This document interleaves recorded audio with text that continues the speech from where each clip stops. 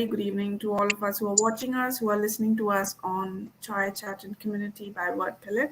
I'm Chris Malika Bhadra, and today or tonight, depending on whichever part of the world you might be watching us from, I'm going to talk about special women who inspire, how they inspire, what has their journey been like, and how would they kind of spread that awareness, to spread that message to many young women out there so that many other women can follow the dreams.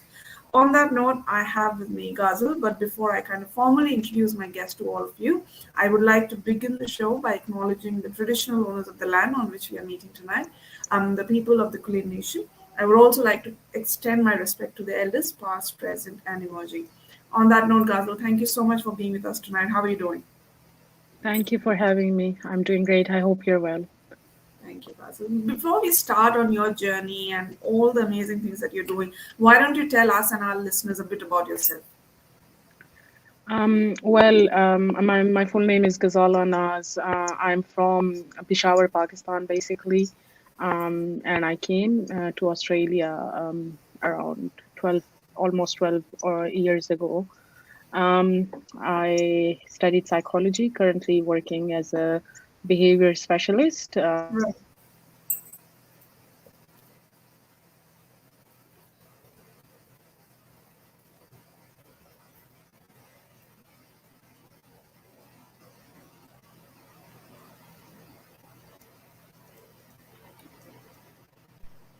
Hi, Ghazal. I think Chris has a slight internet lag, so I'm going to be here. And so, sorry, we lost you there. You came Yeah, from Pakistan and you're studying, you did yeah, psychology, behavioral yeah. psychology. Yeah. Yep. So I'm a Yeah. behavior specialist, so working as a behavior specialist, but I'm doing my current research in psychology. Amazing. Okay. It's a Yeah. cancer research in psychology to make it more specific. Wow. Okay. What cancer is it? Is there a specific cancer research or? So basically, no, it's like a mindfulness-based intervention that I'm trying to develop for the Muslim cancer survivors. So it's like not a specific cancer I'm looking at more how we can improve the mental health and post-cancer treatment for Muslim cancer survivors. That's amazing, Ghazal. First things first, Ghazal, why did you choose psychology? It's interesting because there is like that emotional attachment I have with my culture and my community. So looking at my people, I could understand since always that I need to choose a career where I want to be there for my community, where I want to Yeah. be there for my people.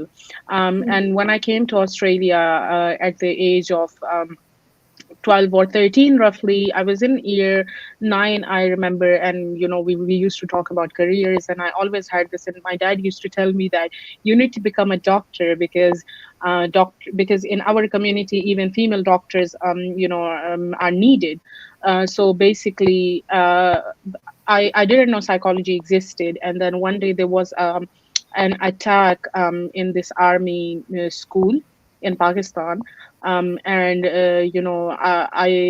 I didn't really look at the attack, but I was watching some interviews of the parents who were facing the after effect and the psychological trauma past that event, or the children that were suffering from the psychological trauma.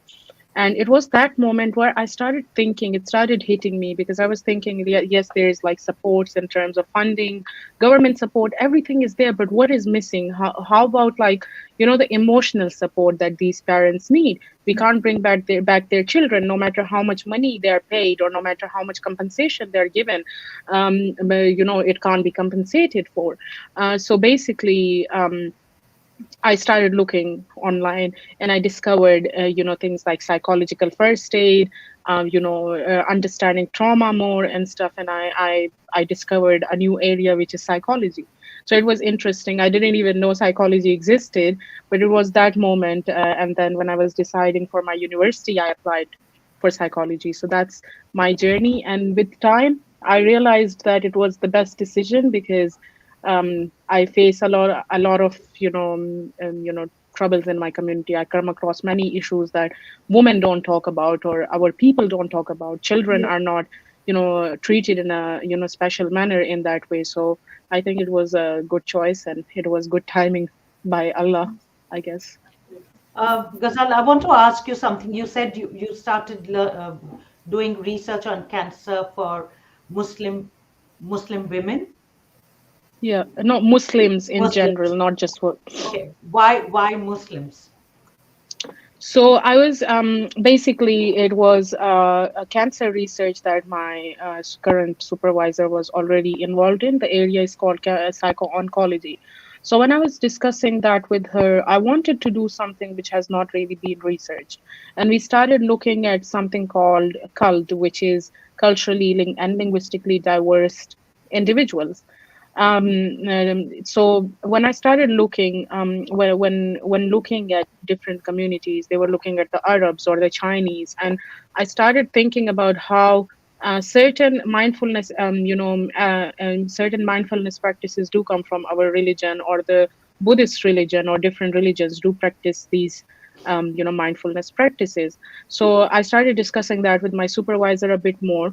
And when I would look at the religious element of it, it would more be, you know, they would not really look at the religion, but they would rather look at a population without giving the consideration that if someone is from Arab background, they might not necessarily be a Muslim, or if someone is from Chinese background, they might not necessarily be Buddhist.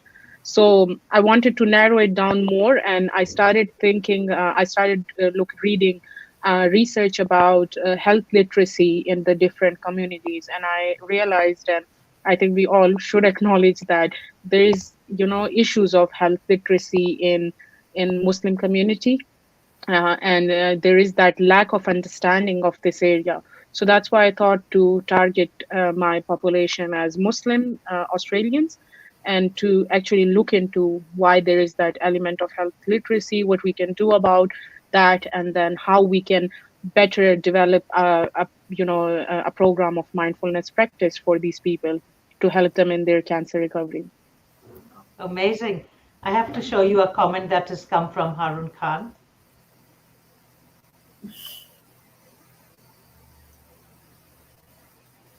Who is that? I don't know who that is. Okay. Oh, I think that is my friend. I just clicked her. So that is my very sweet friend. Her name is Fatima, and her son name is Harun. Harun. Because I Okay. was just like very like shocked. What is happening? But okay, yeah, that's my friend Fatima, and I sent it to her, and because I read Ghazal Jan, and she's Yeah. Afghan, so Jan is very, Yes, I a know. sweet word. Yeah, Yes. She says yes, it's yeah. Fatima. Hello, Okay, Fatima. thank Thank you, you for Fatima. watching. Thanks, Fatma. Thank you, Ghazal, Fatima. earlier on you mentioned that you wanted to do something for the community, right? And between the three of us, we know that to do community work, you need a lot of support from your immediate family. On Yeah. that note, how important or how pivotal is parental support when it comes for a woman to kind of do something for the community in a South Asian setup? I believe it's very important, and I think if I didn't have that push from my father on, getting my qualification, being that woman for, he always, even I remember in Pakistan when we used to watch news channels, and the news anchors, he would look at those females, and he would be like, one day I want to see you somewhere there. And then, in career choices, even he encouraged me to choose a career which cannot be only for, my own desires, but also something for giving back to the community. So I love doing, creative stuff and art and all of that. So my dad would always be like, keep that as a hobby, but choose a career that's more sort of, professional. And sometimes we take these things as negatives from parents, and we question why our parents, being from, Pakistan, India, Afghanistan, and those South Asian communities, why do they encourage their children to choose careers like, doctor, lawyer, or engineer? And I think there's no shame in that. I think it's good to be professional.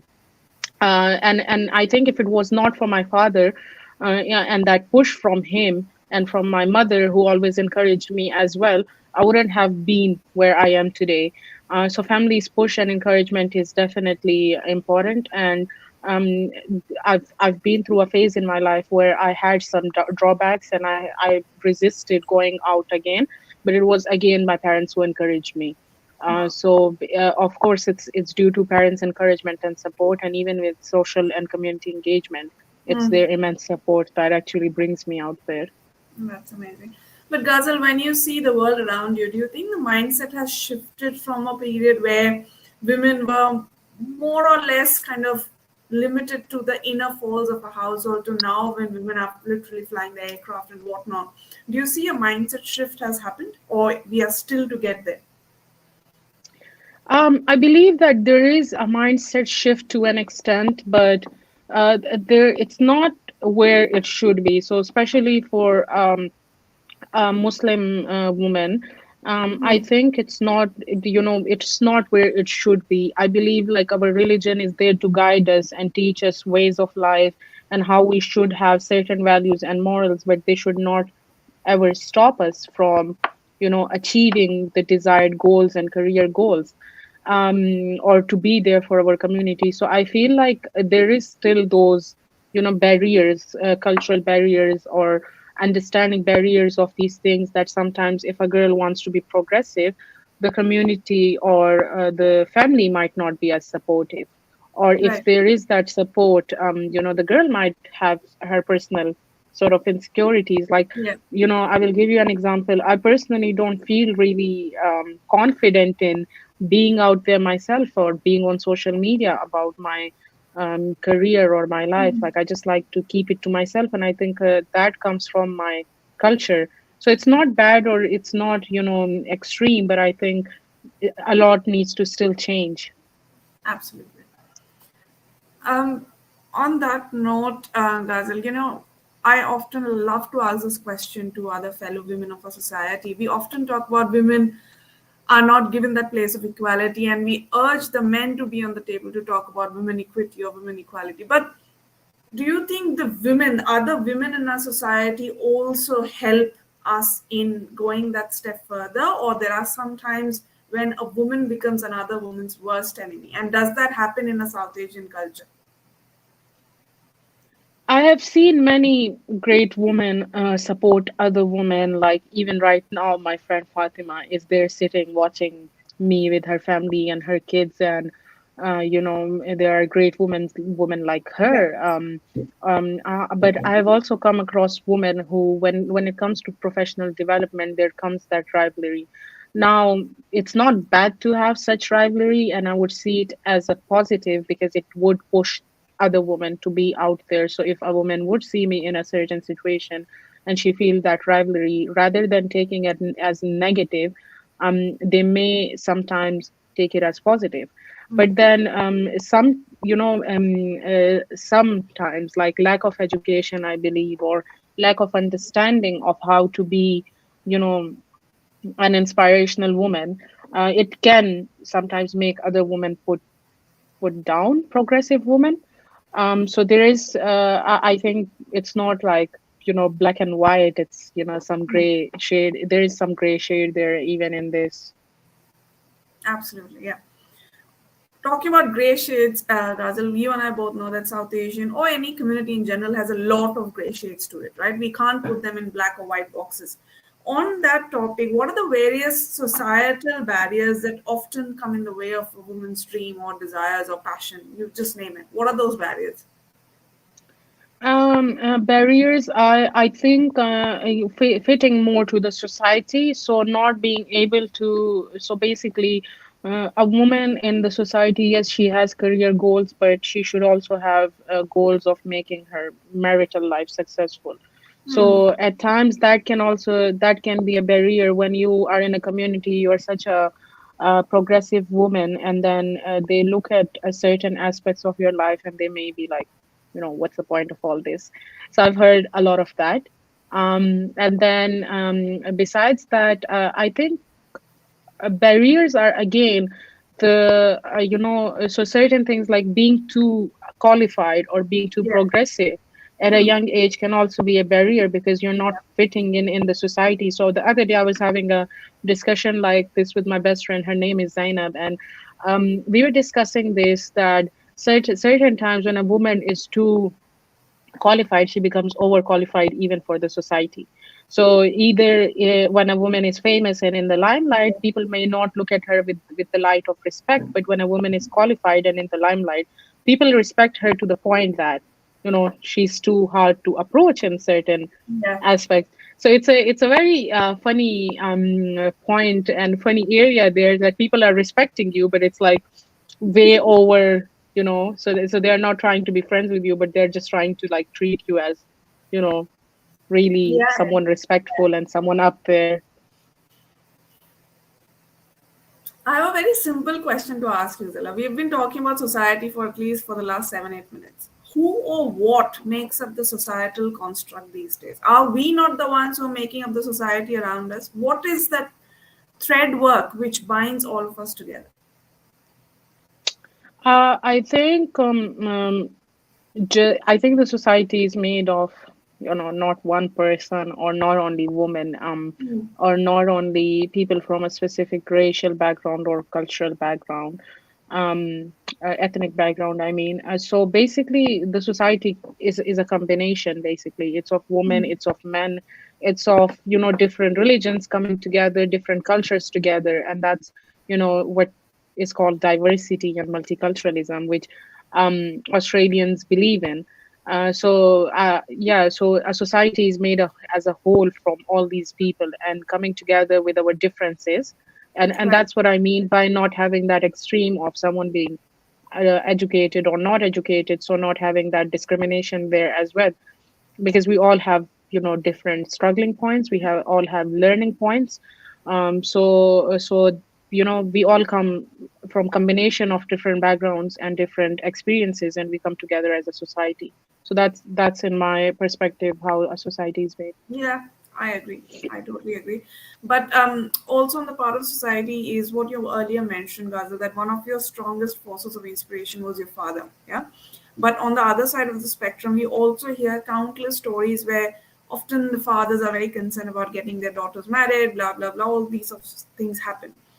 My question to you is, how can we get the men in today's date and time to join the table where we are talking about women who can inspire, women who need to be empowered? How can we get the men to say, yes, this is an issue, let's talk about it together? Um, I think we can get the men to do it if the men want to do it. So Hmm.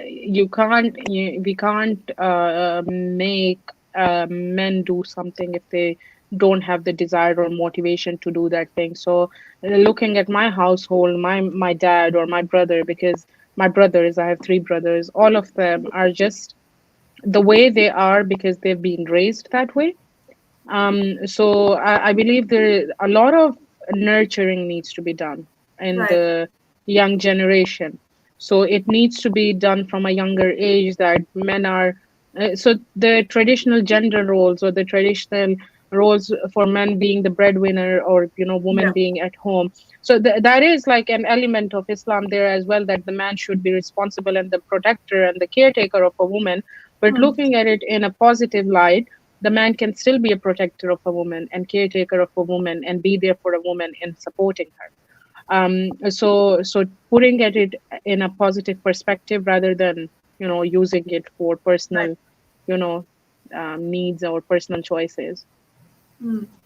But Ghazal, the other thing that I also often see is like I'm a migrant myself. I migrated to this country 10 years ago. So I had to do a lot of unlearning because when you're moving from a different mother country, you learn certain things. But when you have to migrate and kind of imbibe the culture, you have to unlearn a few things, right? Um, I see many people have issues with unlearning what they have been brought up with, what they've taught about 20, 25 odd years, whatever. How can we educate our communities about unlearning? How can we tell them that, look, it's good to unlearn? It's not something that we are asking you to let go of your roots, but we are just asking you to have something with an open mind. How do we do that in the community? I feel like our people would there sometimes there is misinterpretation of certain points given by religion or the norms of the society. So Hmm. like I said in my in the previous question, like we discussed, I feel like looking at them in these points, religious points, cultural points, in a more sort of different perspective. So, not looking at it from a very extreme perspective, the way it's been taught back home. Because even if we watch lectures in Australia, or I went to an Islamic school, my schooling is Islamic. I've not been, I've not learned to be, just sitting at home. I've learned to be out there in the community, do things, but keep my culture and my values and my religion. And Mm. that's what I've seen my teachers in my. I went to. It's now called Australian Islamic College. It was Islamic College of South Australia at that time when I graduated in 2015 from that school. So the point is that I've seen many inspirational women there. Yeah. We had a teacher. He was a sheikh and a mufti, and his own daughter did PhD in psychology. Being she's also a mother of two Wow. sons. So that's the point, that it's it's it's not unlearning, but rather learning in a different light, trying to be open. So opening our lens, and there is just like the apparent picture of certain things, but we also need to go deep into what certain things mean, and Mm. why we have to follow certain rules in a different way. Right. Ghazala, on that note, we have a question from Saleha. Saleh asks you that why do you think men don't want their girls to work? This gives girls confidence and also assimilate in the community easily. Pardon my blabbering. So, what are your views on that, Ghazal? I feel that men, so looking in Australia, I've seen men, encouraging girls to be out there and work, but I feel like it depends on the working environment as well.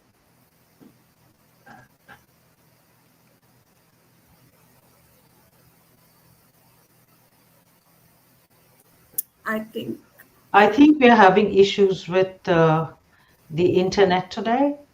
apologies Um, for that. I think Ghazal is frozen. Are you? I Hi. can move. Yeah, Ghazal. Okay. That is right. I think you're freezing, but that's okay. We'll wrap up quickly. So just maybe two questions so that we don't keep going backwards and forwards. Okay. So, Ghazal, one that was, yeah, I think we got you in Yeah. bits and pieces. Yeah. Yeah, what I was saying is that it also depends on the environment that is provided to Muslim women in the workforce. So, as a Muslim woman, it's, I'm not saying that, Australians are racist, or, I'm not labeling any community, but I have personally come across a lot of racism or discrimination, whether it's at university or at workplace. So, often it's those situations, or you hear stories in the news, something happening to, a Muslim girl, or, I don't want to be specific about those issues right now, but the point is that the parents' main concern, or the men' main concern, is the protection of women. So it's both way. We need to fix things both ways. So if we need to give that lightning to our community, to encourage men to be, more open about sending their women to the workforce and sending their women to attain that education, we also need to provide them with that reassurance that nothing wrong is going to happen, or, we can minimize the wrong that may happen. So I think it's a both, way. um yeah. But a quick question, Ghazal. Yeah, men are supposed to be our protectors. They want to be at that position. That's great. But don't you think in today's date and time, women have the ability to protect themselves? I feel that women do have the ability to protect themselves, but the society does not accept the ability of a woman to protect herself. So if Go on. I'm being, honest with you, that even in it's not only the South Asian communities, it's not only the Afghan Pashtuns or the, the Pakistanis who come from this mindset, but even in an Australian community, women may not be considered as strong, or, you know resilient, who can protect ourselves. But if a woman is seen with a man, if I'm seen with my brothers, I can see a difference when compared to being alone. So this is just an honest personal experience. So yes, I might think that I can protect myself, and I might think that I'm capable of protecting myself. But it's not only what I believe or what I think, it's also the perspective of other people, of how they see me when I'm alone in the society. Yeah, I can hear you. Can you hear me? Yes, I can. Nazar, before we kind of keep losing each other further, because I think the internet is getting really patchy, and I apologize to all our audiences and listeners. This does not really happen usually, but I think it's just the weather in Melbourne. One last question before we close off the conversation. Very important words, Ghazal, but one thing that we have to be kind of drawing a line somewhere. What would be your message of grit, resilience, and confidence to all the young women who might be watching you tonight? The message would be stay strong, get your qualification, get stable in the career, be independent. But one more point, don't use your independence in a negative light, in a negative manner. Be positive, and see, even if there is any restrictions from family, discuss those restrictions, discuss those barriers, rather than resisting them, and rather than running away from them and putting yourself in a negative picture for your community and your people and your family. It's better to have open communication, develop trust, and stay focused on your career and life goals, and those also include marriage goals and other goals as well, but most Absolutely. importantly, be stable in life. Absolutely. Thank you, Ghazal. There were such golden words of inspiration and confidence and grit, and something that is much needed to pass on to the next generation in our communities. And to our listeners and audiences on Chai Chat and Community, this was Ghazal who spoke about her journey, who spoke about her inspiring confidence in life and the push that her parents gave her to become something meaningful for the community. I hope you've liked our conversation. And again, my apologies for the patchy internet. It's just the weather. Please don't blame us. We will be back again shortly with another inspiring conversation on CCC. Till then, please stay safe and keep yourselves warm in this Melbourne weather. Thank you and have a good night. And Ghazal, thank you again. Have a great night. Thank you so much.